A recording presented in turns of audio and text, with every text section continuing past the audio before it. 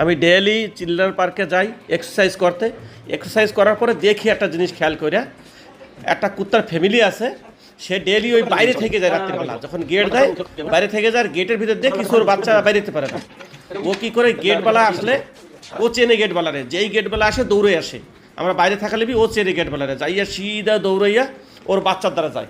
বাচ্চার দ্বারা যাওয়ার পরে বাচ্চার সাথে ও খেলা করতে চায়, কিন্তু বাচ্চা তো খিদায় পাগল থাকে, ও দুধ খাওয়ার জন্য পাগল হয়ে যায়, কিন্তু মুখের ভিতর খাবার নিয়ে আসে, ওই খাবারও ফট করে ঢেলে দেয়।